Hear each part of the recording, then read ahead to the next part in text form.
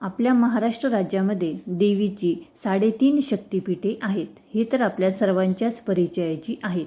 यातील 3 शक्तिपीठे ही पूर्ण आहे, तर 1 शक्तिपीठ हे अर्धे आहे.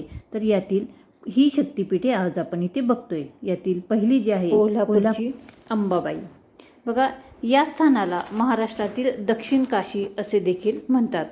या मंदिराभोवती अनेक देवांची मंदिरे असून येथील महालक्ष्मीची मूर्ती काळ्याभोर दगडापासून तयार केलेली आहे. सुमारे 2.5 फूट उंचीची ही मूर्ती आहे.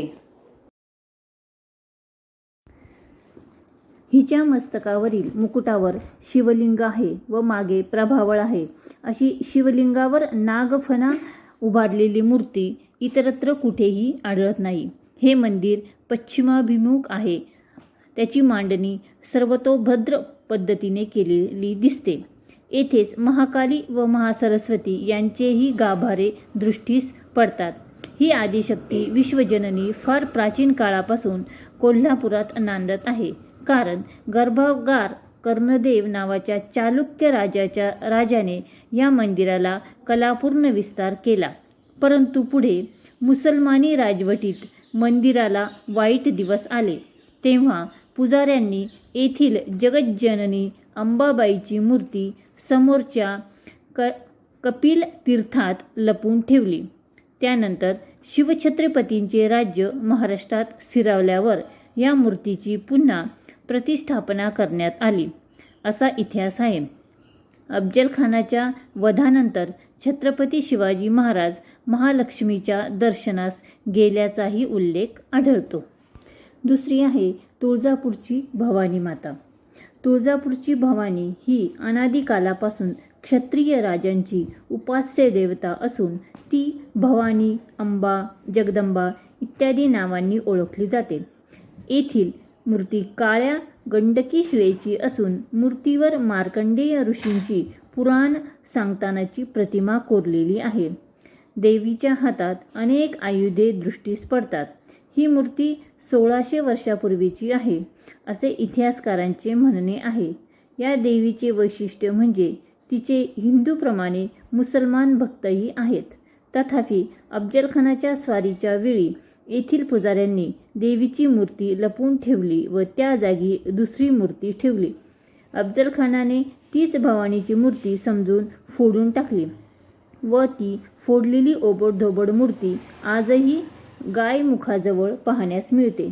या देवीची शिवाजी महाराजांवर खूप कृपा होती व ती महाराजांच्या स्वप्नात जाऊन किंवा त्यांच्या अंगात येऊन आपला मनोदय सांगत असे म्हणतात. याच देवीने शिवाजी राजांवर प्रसन्न होऊन त्यांना तलवार दिली, असेही म्हटले जाते. येथील देवीची पूजा दिवसातून 4 वेळा होते. पहिला नैवेद्य भाजी भाकरीचा दाखविला जातो. अनेक क्षत्रिय राजांची ही कुलदैवता असल्याने देवीचा जामदारखाना मौल्यवान दागिन्यांनी व रत्नांनी समृद्ध आहे.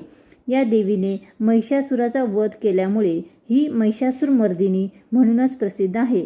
हे स्थान सोलापूरपासून 40 किलोमीटर अंतरावर आहे. तिसरे शक्तिपीठ म्हणजे माहूरगडची रेणुका माता. रेणुका म्हटल्यावर आपल्याला परशुराम व सहस्रार्जुन यांची कथा आठवते. कार्तवीर्यार्जुन हा राजा होता. तो एकदा जमदग्नी आश्रमात आला असता येथील वैभव पाहून चकित झाला. हे वैभव कामधेनूमुळे ऋषींना प्राप्त झाले असे समजल्यावर त्याने ऋषींकडे चक्क कामधेनूची मागणी केली.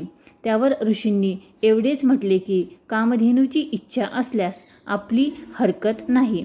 परंतु कामधेनूला आश्रमातील सात्विक वातावरणातच राहायची इच्छा होती, त्यामुळे तिने साफ नकार दिला. तेव्हा बलदंड कार्तवीर्यार्जुनने तिला चक्क पळवून नेले.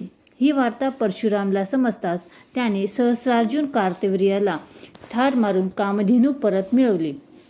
परंतु त्यामुळे कार्तवीर्याचा मुलाचा संताप अनावर होऊन त्यांनी जमदग्नी ऋषींवर 21 वार करून त्यांना ठार केले.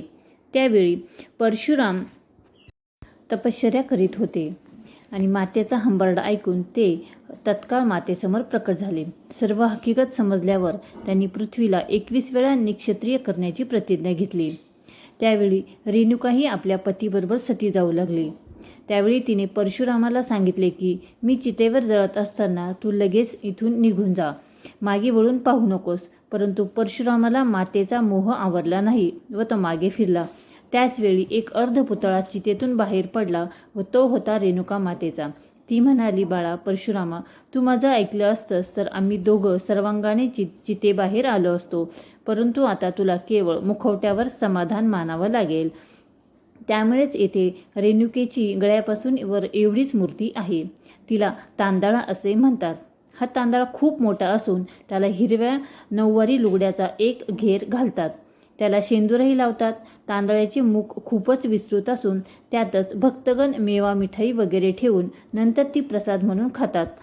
याच मुखात सुमारे रोज 200 पानांचा विडा कुटून ठेवला जातो व भक्तगण नंतर तो प्रसाद म्हणून खातात. देवीला रोज पुरणपोळीचा नैवेद्य दाखवितात. एक अत्यंत जागृत स्थान म्हणून या देवीची प्रसिद्धी आहे. प्रत्यक्ष दत्तात्रेयांनी देखील या आदिमातेचे वारंवार स्तवन केले आहे. यातूनच तिच्या श्रेष्ठत्वाची कल्पना येते. हे स्थान दक्षिणमध्ये रेल्वे मार्गावरील किनवट स्टेशनपासून 45 किलोमीटर अंतरावर आहे. पुढचे शक्तिपीठ आहे वणीची सप्तशृंगी देवी. हे अर्धमात्रा स्वरूप परमपवित्र दिव्य शक्तिपीठ आहे. नाशिक शहराच्या उत्तरेस 43 किलोमीटर अंतरावर चांदवड डोंगराच्या रांगेत सप्तशृंग गड आहे. या गडाला 7 शिखरे असल्यामुळे त्याचे नाव सप्तशृंग असे पडले आहे. या गडावर इंद्रायणी, कार्तिकेयनी, वाराही, वैष्णवी, शिवा, चामुंडा व नारसिंही या 7 देवता वास्तव्य करतात. या गडाच्या पायथ्याशी वणी गाव असल्यामुळे या देवीला वणीची देवी असेही म्हणतात. सप्तशृंग गावापासून मंदिरापर्यंत पोहोचण्यासाठी 473 पायऱ्या चढाव्या लागतात. देवीची मूर्ती सुट्टी नसून दगडावर कोरलेली आहे. त्यामुळे देवीला प्रदक्षिणा घालता येत नाही. ही मूर्ती सुमारे 12 फूट उंच असून तिला 18 हात आहेत व प्रत्येक हातात एक एक आयुध आहे. या अष्टभुजा देवीने महिषासुराचा वध केल्याने तिला महिषासुरमर्दिनी असेही म्हणतात. हिचे रूप उग्र व तेजस्वी आहे. हिची मान दक्षिणेकडे कलती आहे. याचे कारण समोरच्या डोंगरावरून मार्कंडेय ऋषी पुराण सांगतात व ते नीट ऐकू यावे म्हणून तिने आपली मान अशी कलती केली आहे असे म्हणतात. सप्तशृंगाच्या अतिशय उंच अशा शिखरावर श्री जगदंबेचे मुख्य स्थान आहे. परंतु तेथपर्यंत पोहोचणे फार कठीण आहे. तरी पण प्रतिवर्षी चैत्री पौर्णिमेला पाटील घराण्यातील एक जण वरपर्यंत जाऊन जुन्या ध्वजाच्या जागी नवा ध्वज लावून येतो. त्याने लावलेला दिवा भक्तांना दिसतो. परत आल्यावर त्या तरुणाचे सर्व कपडे फाटलेले असतात. असे हे 3.5 शक्तिपीठ हे आपल्या महाराष्ट्रात आहेत. जय माता की.